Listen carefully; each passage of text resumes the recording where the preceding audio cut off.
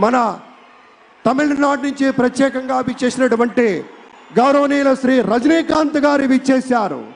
నిరాడంబర యోధుడు. అలాగే మన పెద్దలు మెగాస్టార్ శ్రీ చిరంజీవి గారు విచ్చేశారు. స్వాగతం పలుకుతాం గట్టిగా మన మెగాస్టార్ చిరంజీవి గారికి. అద్భుతం. ఆత్మీయ ఆలింగనాల నడుమ సహేతుకమైన రజనీకాంత్ గారు అండ్ లతా రజనీకాంత్ గారు to Andhra Pradesh for this momentous occasion.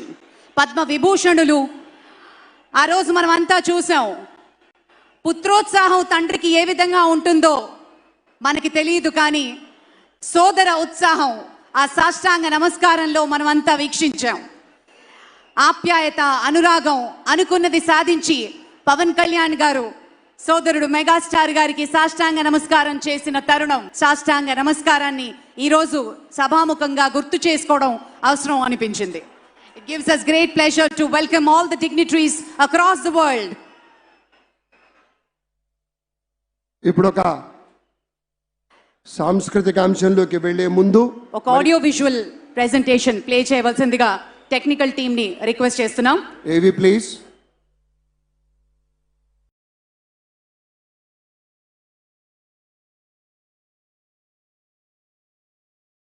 Yuvagalam స్ఫూర్తిగా రాష్ట్రమంతటా యువతలో చైతన్యాన్ని తీసుకొచ్చారు.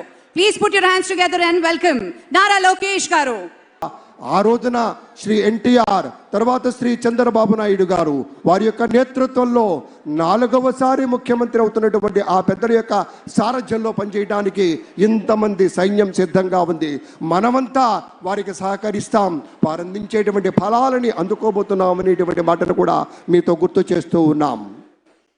ఇది మామూలు ప్రమాణ స్వీకారం కాదు అని ప్రపంచవ్యాప్తంగా ప్రతి ఒక్కరూ అనుకుంటున్న క్షణం. అశ్వదళం అభిముఖం అన్న రేంజ్ లో నభూతో నభవిష్యతి అనే విధంగా జరుపుకుంటున్న క్షణం. సూపర్ స్టార్ తలైవర్ రజనీకాంత్ గారిని పలకరిస్తున్నారు ప్రధాని.